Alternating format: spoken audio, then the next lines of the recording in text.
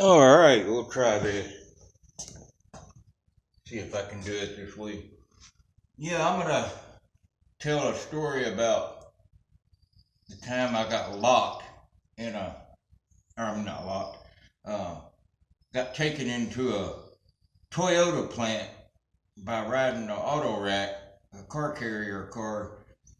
I'll put a thumbnail photo of a auto rack in case in case you don't know what one looks like. But most auto racks have 3 layers in it. You get 5 cars per layer, so you can get 15 cars, medium, small cars on there. Now, some of the bigger automobiles, they just have 2 levels in it and 4 per stack. But anyway, I found the train in East St. Louis, Illinois, in that gateway yard, and there, of course, it was all empty. I never mess with anything that's loaded. #1 rule. But there's a trick to getting in an auto rack. It takes a special tool, and it's a square hole just big enough for a railroad spike to fit in. Square, it matches up perfectly with the railroad nail. But it takes so much force, you need a key. You need to make shift something for your key and chuck. So you get a railroad plate. They're not that hard to find, but they lay down on the railroad tie, lay the rail on top, and then nail it down with some rail anchors and spikes.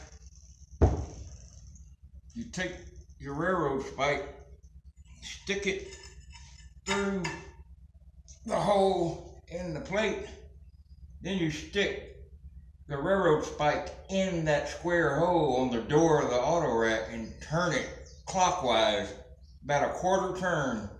And what that does is that pulls this pin out of the top and the bottom of the door, and then you just gently push it open. You get inside the empty car carrier, then once you're in, you can shut that door back. And there's a foot spring, red painted lever you can step on then to unlock it, so you can actually lock yourself in and be safe. The bull can't see you, nobody can see you, and it's actually my favorite ride, but I rarely ever find them. But anyway, I rolled out my sleeping bag, went to sleep, and the next morning I heard some clanging, bam, clank, clank. I was like, what the hell? Them 2 doors came open, and this Toyota worker, he was like, God damn, you scared the shit out of me. And I said, man, you and me both, brother. He goes, what in the hell are you doing on here? I said, well, I was catching a ride. Where are we at? Man, you're in Dayton, Ohio at the Toyota plant. Now, mind you, this was back probably 1995, 96. And he goes, man, we're fixing to load these cars, these rail cars with automobiles. He goes, I tell you what, I'll get off in an hour, I'll drive by and I'll pick you up, and you put your gear in the back, and I'll drive you through security. And I said, you don't think you'll get in trouble? And he goes, nah, he'll just wave me through. So about hour, 10 minutes later, you ready? I already had everything packed and ready, threw it in the back of his truck. We drove through the parking lot of the employee parking lot of the plant, and went right past security. He drives me up to McDonald's, gives me $20 and said have breakfast and lunch on me. So I thought that was pretty. I actually wrote a story about that on my WordPress blog. But yeah, that chuck and key thing, it just stick the nail right in that square hole on the auto rack door and clockwise turn it quarter turn and then push the door right open. Hardly anybody knows about that. So whoever's watching this video, there'd probably be a 1 in a million chance somebody would even try it. But for all the bows and other riders who don't know it, take that as a tip. Uh, but yeah, you get in there, you would think that all those little holes that protect the cars on the inside would be windy. You hear the wind, but it's actually like a wind break. You're out of the rain, snow, whatever, the wind, and you can stand up and walk around and do jumping jacks in there. I mean, there's a lot of space. Now, I just ride on the bottom layer. I don't get up in those other layers. There's really no need in it.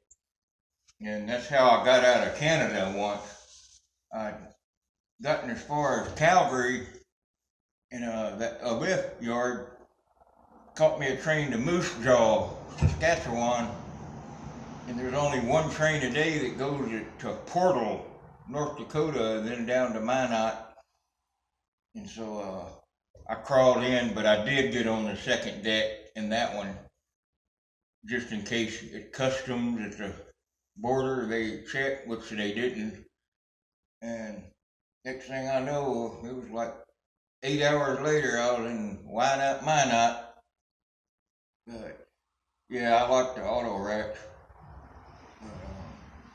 Anyway, that's one story.